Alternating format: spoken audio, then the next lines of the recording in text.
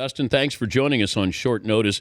Recap the week, if you can, for our audience maybe on the outside looking in. Okay, I guess we should probably recap the last 2 weeks, or I guess maybe it's the last 3 now. I'm not sure. These days are starting to blend together. So I think the federal lawsuit was filed, I want to say, 2 days after the Super Bowl, if I'm not mistaken. So I think that's about February 8th, saying basically that there's a hostile sexual environment in Tennessee and that the procedures that they've used to adjudicate these cases through the student conduct process have been against Title IX. Since then, there was actually 2 entirely separate arrests involving Tennessee, one former Tennessee player and one current Tennessee player. Alexis Johnson, the current Tennessee player, was arrested for aggravated assault and false imprisonment, and the former player was arrested in Florida in a child sex sting operation. So you had that, and then this week you had all 16 head coaches of the varsity sports held a press conference basically to say that the culture's fine, that everything is okay there, more or less, and that women are treated well within the department and all those sorts of things.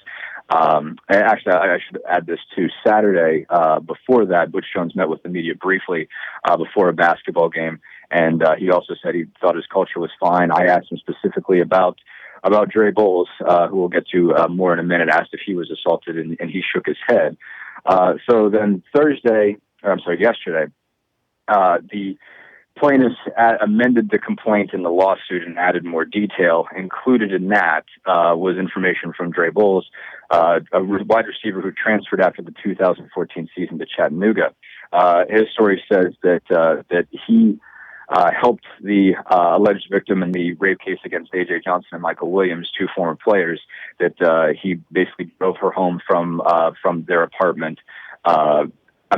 From Johnson's, I guess, apartment complex where they were having a party that night. And basically during the drive, they talked about the situation, and she decided to call the authorities.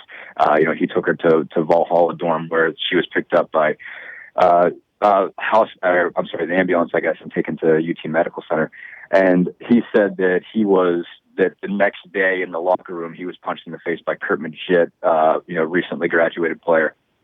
And that he called, that after that incident, that Bowles called Butch Jones, and Jones initially told him that that he had betrayed the team. Jones called him back, he said, and then and apologized for that. But then the next day, I think at their training table, basically 2 other players confronted him. They never were, I guess they tried to assault him, I guess, but they were stopped by a strength coach. So that was sort of Bull's statement. He swore, I guess, a declaration statement within that, but his sort of allegations were just sort of worked into the lawsuit and the amended complaint. So then yesterday they were, Butch Jones late last night issued a denial saying that he had tried to help the kid, that basically any of his insinuations of what Jones said were false. So that basically gets you up to date at this point. Wow. And this is part of Peyton Manning's involvement here is part of the bundle here of the Title IX lawsuit. Right. Yeah. I mean, it's tangential, basically, as basically in the factual allegations section of the lawsuit. They list incidents, not just sort of sexual assault involved allegations, but more or less any sort of allegation of misconduct going back to 1995 against Tennessee. There are some other previous sort of older sexual assault complaints that I think go back to 1995, but they've also got everything in there: DUIs, just sort of everything that they can. Everything that they could claim is creating an environment where, not only is it a hostile sexual environment, but it's an environment where football players believe they can get away with things. That's sort of what their argument is. So they pretty much put everything out there going back to 1995. I think Manning's is the second listing in there. So that kind of stirred things back up with that again, but, more came out because a document from the lawsuit against him, and that was filed in 2002, was released, so that got all that stirred up again. But it's not really. I mean, they're not going to retry that case. It's not like they're going to spend a lot of time in court when they go to court on this, talking about Peyton Manning. But it obviously, brought some more limelight to it, I guess, just because Manning's mentioned. So, what is next for Tennessee, and in particular, Butch Jones? That's a great question. I mean, we'll find out a little bit today. Dave Hart had already scheduled a press conference for 1 p.m. today, so we'll kind of find out what he has to say. Not really sure. Obviously these are pretty explosive allegations, and they are still allegations. It should be said. There's never been an incident report on legit punching bowls. So this is kind of the first place we've seen these allegations is this lawsuit. And, Jones is obviously, based on his statement last night, determined to fight it. So we'll see what Dave Hart, basically the athletic administrators, what the higher ups of the university think about how he handled the case and what they find when they look into it. How much of an investigation they've already done and will be able to do going forward. Obviously, this allegation comes from an incident that's a year and a half old, goes back to November 2014. I would think at this point they have some idea of what really happened, or at least they've looked into it to some level. So we'll find out sort of what they know and get an idea. And obviously, if they look at it and feel like this is all true, and anything is possible, all the way up to termination, I would think. So I guess we'll find out what they know, what they think about his handling of this, if they believe what Dre Bowles is saying in this affidavit, where they kind of stand on this. So I guess basically we'll find out. We'll see how he's able to fight it, and again, how the people who sign his paychecks, how they view, how he handled this case. Yeah, and I know that he wasn't the coach there the whole time, but there is the football culture that cost Penn State, and it was Joe Paterno and Jerry Sandusky. I don't know if, bigger picture here, they look at the football culture at Tennessee, and then you pay a bigger price than just losing a coach. Possibly. I don't know. I don't know that it'll go there. I don't know if the NCAA will get involved or anything like that. I'm not sure that I see that.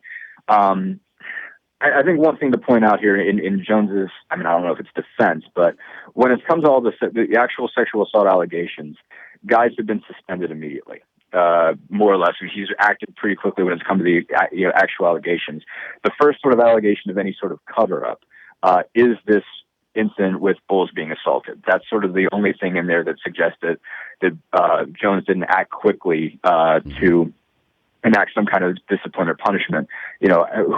What anybody may have done before on some of these incidents is a little bit different. But as far as how Jones has handled the sexual assault complaints themselves, he's been pretty quick on those. This is kind of the first incident of first inkling or whatever, first allegation of any cover up within the university. So does that rise to the level of the NCAA getting involved and saying, lack of institutional control? I kind of doubt it. But, I guess you never know in terms of what they might get involved in. But I think the one thing about the Penn State incident is they obviously had to walk at least some things back there. So I don't know that they go down that road again. But like you said, it could potentially cost them a head coach. You don't know. But this is, that I think is maybe one mitigating factor is the fact that at least, A.J. Johnson and Michael Williams, the guys who were on trial in June and July, they were suspended indefinitely. This incident happened early hours of Sunday morning. They were more or less off the team by Monday. I think they had another player, Trayvon Polk, I think was accused of hitting his girlfriend. He was never charged, but he was kicked off the team immediately. Vaughn Pearson was never charged, and he was suspended from the team from April until August when the case was dropped. So that, I think, is going to at least play in their favor that, hey, it's not like they're just letting them do whatever they want here. Dustin, I know you got a busy day. Thank you for joining us on short notice. Absolutely. Thanks for having me. All right. Dustin Dopirak.